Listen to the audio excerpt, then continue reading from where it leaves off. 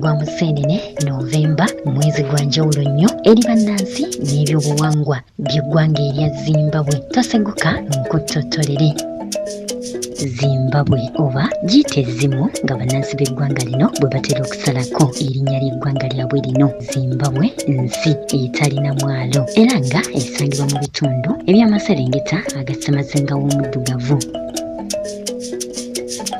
Ensi eyogerwako Zimbabwe efugibwa pulezidenti amanyiddwa nga Emmerson Mnangagwa. Eggwanga lino Zimbabwe eddungi ddala era nga Mukama yaliwunda bulungi nga linyumira amaaso okutunuulira era nga lirimu ebyobulambuzi ntoko. Mu ngeri y'emu Zimbabwe ly'erimu ku mawanga agalimu amakuumiro g'ebisolo eby'omu nsiko amangi ddala.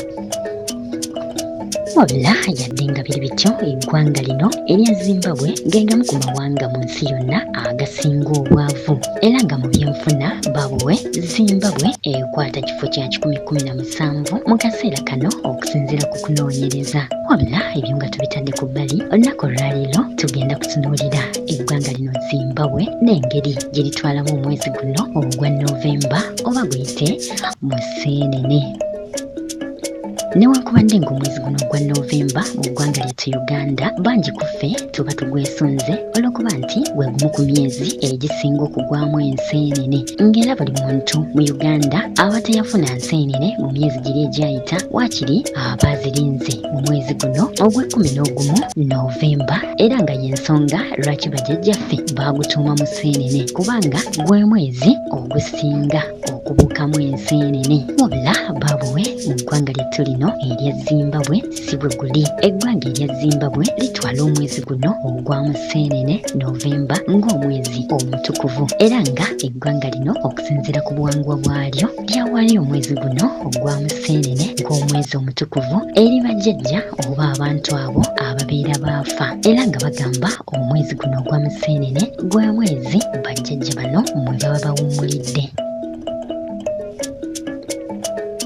Kale nno olw'okuba omwezi guno ogwa Museenene mwezi mutukuvu eri bannansi b'eggwanga lino erya Zimbabwe mu naddala ab'eggwanga eryo erimanyiddwa nga Shona, bannansi mu ggwanga lino tebaliiko mukolo gwonna gwe bakola naddala emikolo egyo egy'obuwangwa kubanga bagamba nti bajjajja omwezi guno baba bawummudde.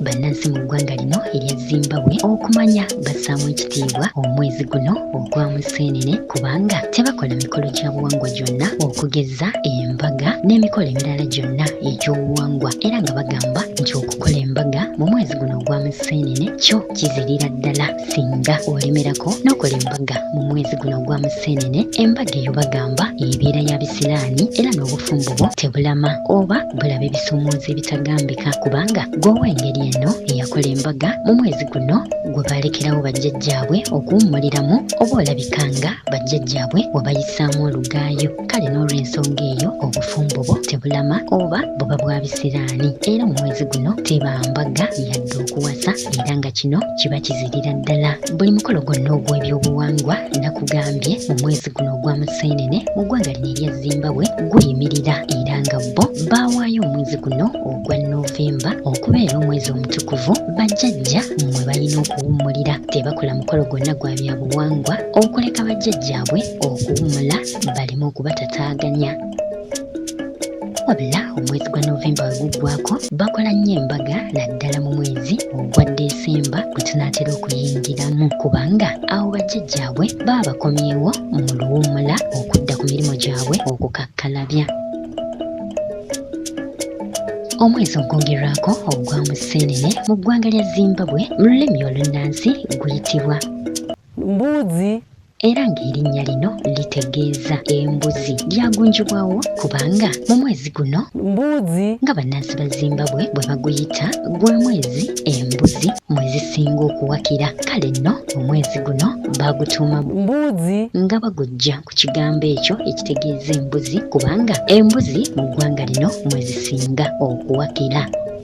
mu ngeri y'emu omwezi guno olw'okuba tewaba mukolo gwa buwangwa gwonna guteekeddwa kukolebwa baagulekawo okubeera mu nnimiro zaabwe okuziyooyoota n'okutereeza ebirime byabwe kubanga tewaba mikolo gyonna naddala egy'obuwangwa egikolebwa. Kale mu mwezi guno mu ggwanga erya Zimbabwe basinga nnyo kubeera mu nnimiro ne mu nsuku okuyooyoota ebirime mpozi n'ensuku zaabwe nga bwe balinda bajjajja bave mu luwummula olwo nno basobole okukomawo bakakalabya emirimu gyabwe.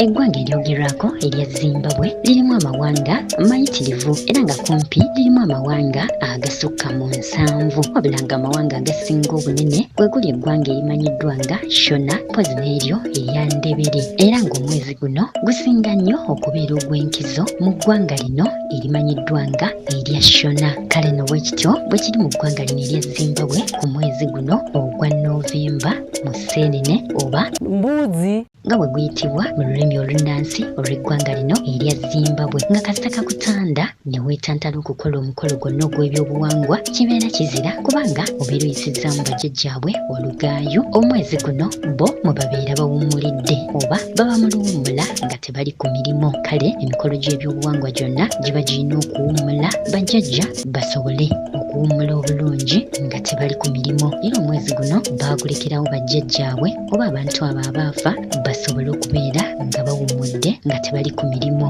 ng'era bakikola ng'engeri y'okubassaamu ekitiibwa era ng'obwo bwe buwangwa bwa Zimbabwe ku mwezi guno ogwa Novemba bannayuganda gwe muyita Museenene.